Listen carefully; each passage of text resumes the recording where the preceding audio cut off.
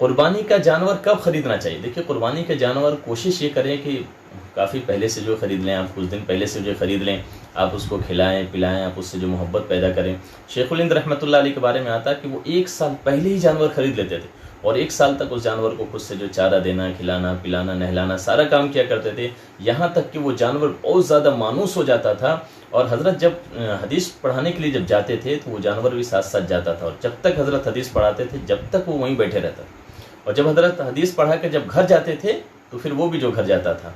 तो यहाँ से समझ सकते हैं आप कि जानवर को। और फिर क्या होता था कि हज़रत जब बकरीद का दिन आता था तो हज़रत आयत पढ़ते थे, लन तनालुल बिर्रा हत्ता तुनफ़िक़ू मिम्मा तुहिब्बून, कि हरगिज़ तुम नेकी को हासिल नहीं कर सकते जब तक तुम अपनी महबूब चीज़ों को खर्च न करो। तो वो ये पढ़ते थे और बकरे को जो ज़बह करते थे और कहते थे कि ए बकरा, तू मुझे बड़ा महबूब है, लेकिन मैं अल्लाह की मोहब्बत में तुझे कुर्बान करता हूँ, और फिर कुर्बान कर देते थे। बहरहाल एक इस तरह से लगाव और आपको तड़प पैदा हो जाना चाहिए जानवर से, यानी इतने दिन पहले जो कम से कम आप ख़रीदें और उसको खिलाएँ पिलाएँ, इंशाल्लाह उसमें हमको जो सवाब भी मिलेगा और उसमें जो है हमको फरमाया कि कुर्बानी करने का जो है ज़्यादा अजर अल्लाह रब्बुल इज़्ज़त हमें अता फरमाएँ। अब अगला सवाल है, कुर्बानी के गोश्त के कितने हिस्से होने चाहिए? तो कुर्बानी के जानवर गोश्त के आप जो है 3 हिस्से करें। इसी तरह से अकीका वगैरह करें तो उसके 3 हिस्से कर लें। एक हिस्सा जो है आप खुद अपने लिए रख लें, एक हिस्सा रिश्तेदारों के लिए, एक हिस्सा गरीबों के लिए। कोई आदमी, अगर कोई शख्स ऐसा है जिसकी फैमिली अगर बड़ी है तो वो पूरा गोश्त जो खुद भी रख सकता है, पूरा गोश्त जो है वो रिश्तेदारों में दे सकता है कोई देना चाहे तो, और पूरा गोश्त गरीबों में दे सकता है अगर कोई देना चाहे तो। बहरहाल कोई हर्ज की बात नहीं, 3 हिस्से कर सकते हैं। नहीं हो सकता है तो पूरा हिस्सा अगर गरीबों को देना चाहे तो पूरा गरीबों को भी दे सकते हैं। कोई कहते भाई मैं खाता ही नहीं हूँ, कोई हर्ज नहीं है, आप गरीबों को दे दीजिए। कोई अगर रिश्तेदारों को देना चाहता है रिश्तेदारों को दे दे। कोई अगर खुद पूरा रखना चाहता है कोई हर्ज नहीं, पूरा रख लीजिए आप। अब देखिए, कुर्बानी के गोश्त को बराबर तकसीम करना ज़रूरी है नहीं, एक सवाल ये भी आया। तो देखिए, कुर्बानी के गोश्त को अगर एक हिस्से, जैसे एक बड़ा जानवर उसमें 7 लोग शरीक होते हैं और सब अजनबी हैं और उनकी तरफ से जैसा इजाज़त नहीं है, तो उस वक्त जो है हमें बराबर तौल कर जो है तकसीम करना जो ज़रूरी है। और अगर सब अपने घर के ही अफराद है तो बहरहाल उसको तकसीम करने की जो ज़रूरत नहीं है। और अगर इजाज़त है तो भी जो है कोई हरज नहीं है, तौल कर जो देना ज़रूरी नहीं है, अंदाजे से भी जो किया जा सकता है। सवाल ये कि जानवर की खाल कब निकालना चाहिए? देखिए, जानवर की खाल जो कसाई हजरात होते हैं, मैं उनसे माजरत के साथ अर्ज़ करता हूँ कि आप हजरात जो ज़रा सा जल्दबाजी ना करें, थोड़ा सा ठहर जाएं आप, और जानवर को जब वो ठंडा हो जाए, यानी उसकी जब 4 रगें जब कट जाए या 3 रगें जब कट जाए और अच्छे से जब उसका खून निकल जाए, उसके बाद आप जो है जब वो जानवर ठंडा हो जाए, जब आप उसकी जो खाल निकालें, तो खाल जो उस वक्त निकालना चाहिए जब जानवर ठंडा हो जाए, फ़ौरन जो नहीं निकालना चाहिए। जानवर के खाल का क्या करना चाहिए? जानवर की खाल आप इस वक्त तो आप देख रहे हैं क्या हालत बन चुकी है, वो कोई हैसियत नहीं रही। कीमत 20 रुपये 30 रुपये छोटे जानवर की और बड़े जानवर की 100 रुपये हो गई। बहरहाल कोई हैसियत नहीं है। तो इस खाल को बहरहाल आप खुद भी अगर कुछ यूज़ करना आता है, अगर आपको कुछ बनाना आता है तो बना लीजिए आप, और अगर नहीं बनाना आता है, अगर आप किसी को गिफ्ट देना चाहें तो गिफ्ट भी दे सकते हैं। और अगर आप इसको मदारिस वगैरह के अंदर में देना चाहते हैं तो मदारिस को भी जो है आप दे सकते हैं, इंशाल्लाह उसमें डबल सवाब मिलेंगे। लेकिन इसमें एक और इजाफा ये कर लें कि मदारिस को जब आप दे रहे हैं तो उसके साथ साथ खाल के साथ आप कुछ रकम भी जो दे दें, तो इंशाल्लाह इससे मदारिस का जो एक बड़ा फ़ायदा होगा, बड़ा नुकसान जो हो रहा है उसकी तलाफ़ी हो जाएगी। औरत की कुर्बानी, अब अगला सवाल है, औरत की कुर्बानी किसके ज़िम्मे है? शौहर के ज़िम्मे है या औरत के ज़िम्मे है? तो याद रखिए कि औरत अगर उसके पास अगर माल है, यानी 52.5 तोला चांदी की कीमत के बकदर अगर उसके पास माल है, सोना चांदी या रुपए पैसे और नकदी जो भी अगर उसके पास है, तो अगर इतनी, यानी आज के ज़माने में 37,000 रुपये अगर औरत के पास है, उसकी अगर वो मालिक है, शौहर ने उसको दे दिया है या देता था, उसने जमा करके कम से कम इतने पैसे जमा कर लिए 37,000 या 37,000 के ऊपर, कम से कम 37,000 अगर उसके पास है तो उस औरत के ज़िम्मे खुद जो कुर्बानी करना ज़रूरी है। लेकिन अगर शौहर अगर कुर्बानी कर दिया तो अदा हो जाएंगी, कोई हरज की बात नहीं है। सवाल, अगर किसी शख्स ने 10 साल से कुर्बानी फ़र्ज़ होने के बावजूद कुर्बानी नहीं किया तो अब वो क्या करेगा? फरमाया, हर साल के बदले में इस शख्स के, यानी अगर किसी शख्स के ऊपर में कुर्बानी वाजिब थी और उसने 10 साल से कुर्बानी नहीं किया तो हर साल के बदले में वो एक बकरे की कीमत जो है वो सदका करेगा। 1 साल में अगर आपने कर दिए तो ये काफ़ी नहीं होगा। सवाल नंबर 24, अपने मरहूमीन की तरफ से कुर्बानी करना कैसा है? देखिए, अपने मरहूमीन की तरफ से कुर्बानी करना ये बिल्कुल जो जायज़ है, आप कर सकते हैं, करना चाहिए।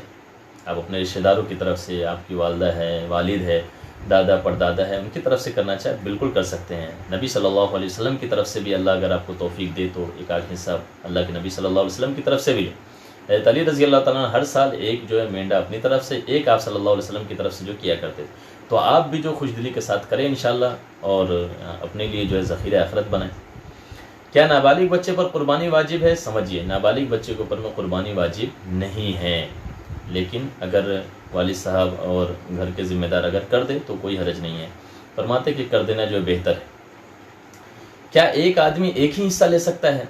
एक बड़ा जानवर है, जैसे 7 हिस्से होते हैं उसमें, तो कोई आदमी सोचे कि भाई मैं एक ही हिस्सा ले सकता हूँ, ऐसा नहीं, आप 2-3 हिस्से भी ले सकते हैं। आप पूरा जानवर आप ले सकते हैं और पूरा जानवर जो 7 हिस्से लेकर आप कुर्बान कर सकते हैं, कोई हरज की बात नहीं। एक हिस्सा कम से कम है, यानी एक अगर आपके ऊपर कुर्बानी वाजिब है तो कम से कम एक हिस्सा जो है वाजिब है आपके लिए लेना।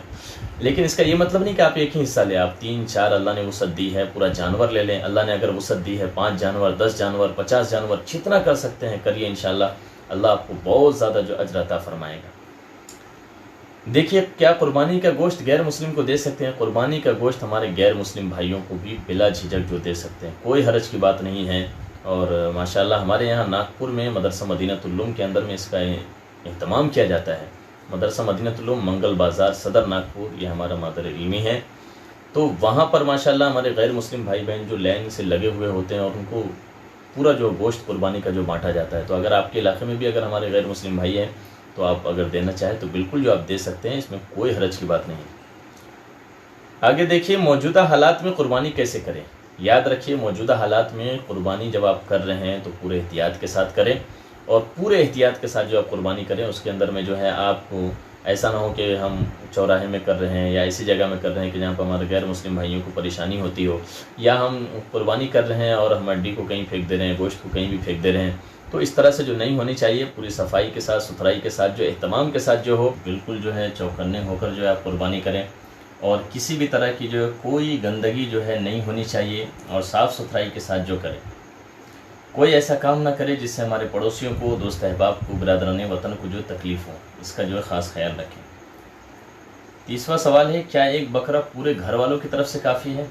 याद रखिए, इसका जवाब आपके सामने दे दिया गया है कि एक बकरा पूरे घर वालों की तरफ से काफ़ी नहीं होता है, बल्कि एक बकरा एक आदमी की तरफ से जो काफ़ी होता है।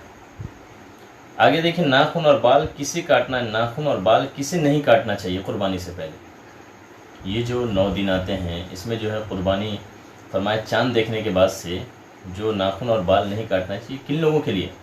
फरमाया ये उन लोगों के लिए जो कुर्बानी का जो इरादा रखते हैं, तो उनके लिए मुस्तहब और बेहतर है कि वो जो है अपने नाखून और बाल को जो ना काटें। लेकिन जो लोग जो है कुर्बानी नहीं करना चाहते हैं, यानी जिनके ज़िम्मे जो कुर्बानी वाजिब नहीं है, वो अगर अपने नाखून और बाल को अगर काटना चाहे तो वो काट सकते हैं। इसी तरह से ये उन लोगों के लिए जिनके जो 40 दिन ना हुए हो, लेकिन अगर किसी के 40 दिन हो चुके हो नाखून और बाल ना काटे हुए, तो ये लोग भी जो है अपने बाल वगैरह को जो है काट सकते हैं।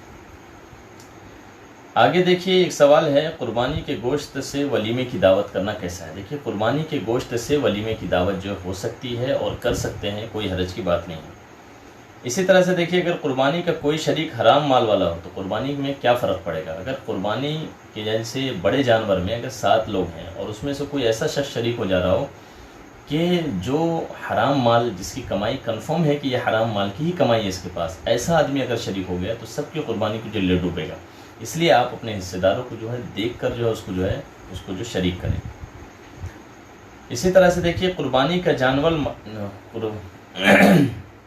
इसी तरह से देखिए कुर्बानी का जानवर मालदार ने खरीदा और पुलिस लेकर चली गई, तो क्या करना पड़ेगा? फरमाया कि इसको दूसरा जानवर जो है ख़रीदना पड़ेगा। दूसरा जानवर जो ख़रीदना पड़ेगा, कुर्बानी से पहले मिलने की कोई उम्मीद भी नहीं है, तो दूसरा जानवर ख़रीद करके इसको जो कुर्बानी करना जो है ज़रूरी होगा। या ये कि बड़े जानवर के अंदर में जो ये हिस्सा ले ले और इस तरह से अपनी कुर्बानी जो है ज़रूर अदा करने की जो कोशिश करें। अगला एक सवाल है कि कुर्बानी के जानवर को मार लगने से अगर खून निकला तो क्या कुछ फ़र्क पड़ेगा? कोई फ़र्क नहीं पड़ेगा। खून वगैरह निकल गया, कोई हरज की बात नहीं है। यहीं पे निशान पड़ गया, कोई हरज की बात नहीं है। ऐसा जानवर भी कुर्बान किया जा सकता है। तो कुर्बानी के जानवर में ऐब जो है वो आप हज़रात के सामने जो है बयान कर दिया गया है।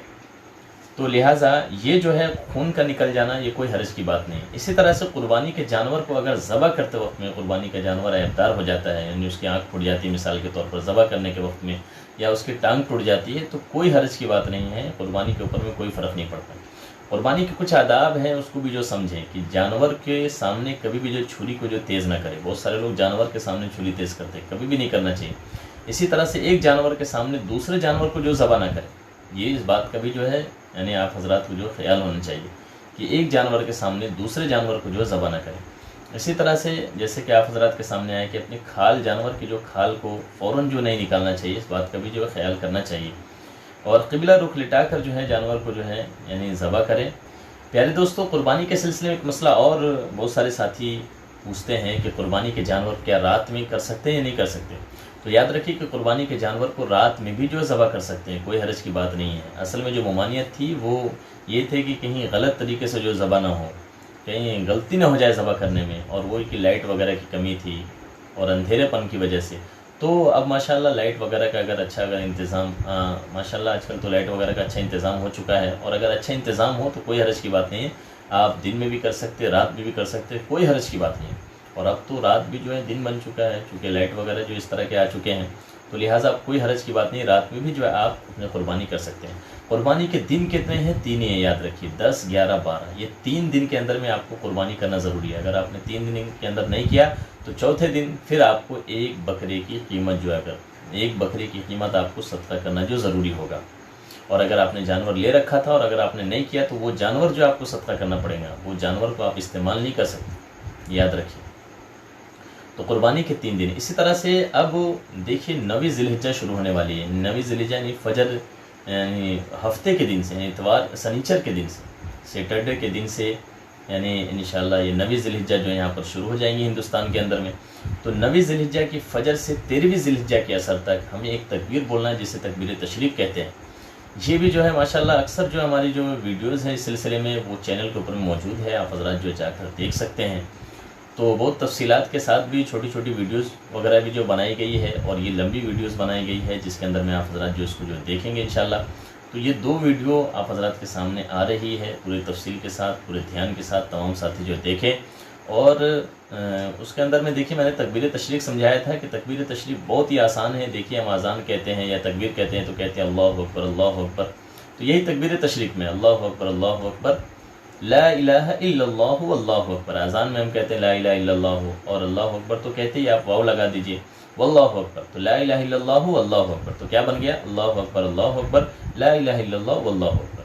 फिर आगे अल्लाहु अकबर वलिल्लाहिल हम्द। देखिए कितना आसान है, हर किसी को याद करना चाहिए। हर बालिग मर्द के ऊपर में, औरत के ऊपर में वाजिब है हर फर्द नमाज के बाद इसको पढ़ना है, लेकिन मर्द के लिए ज़ोर से पढ़ना, औरतों के लिए जो आहिस्ता पढ़ना है।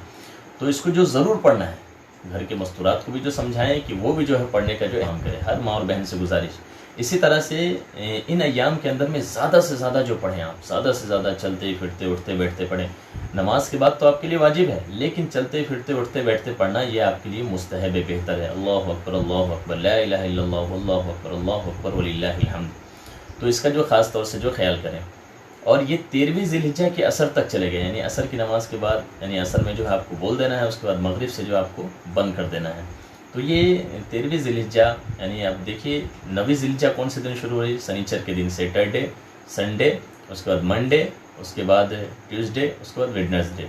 तो बुध के दिन, वेडनेसडे बुध के दिन आ रहा है, तो बुध के दिन असर की नमाज तक आपको जो है ये बोलना है, और उसके बाद आपको मगरिब की नमाज से फिर आपको खामोश हो जाना है। तो बहरहाल ये इसी तरह से अगर आपकी रकात छूट गई या जमात छूट गई, जब आप तन्हा आप पढ़ रहे हैं, तो उस वक्त भी जो आपको तकबीर तशरीक़ ज़ोर से जो है कह लेना चाहिए।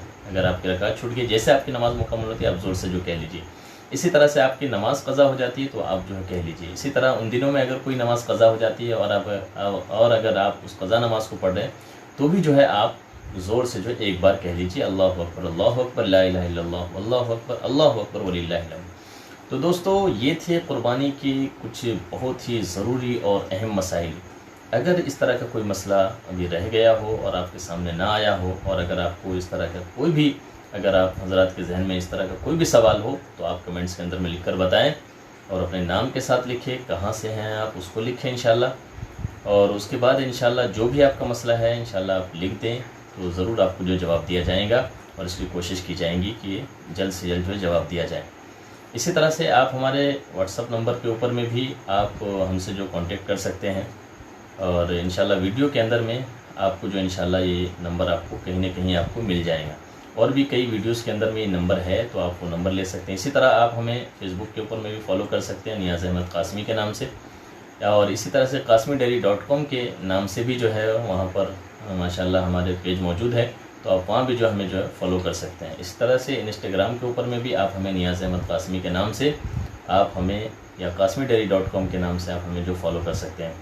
तो अगर आपको इसी तरह से अगर आप हमारे व्हाट्सअप के ऊपर में अगर रब्ता करना चाहते हैं तो फेसबुक के ज़रिए से भी आप वहाँ से भी हमारे जो नंबर ले सकते हैं। इसी तरह से वीडियोस के अंदर से भी नंबर ले सकते हैं और हमसे रब्ता करें, और इंशाल्लाह जो भी आपके ज़रूर मसाइल हो वो आप कमेंट्स के अंदर लिख कर बताएं, या पर्सनली अगर बताना चाहते हैं तो पर्सनली बताएं।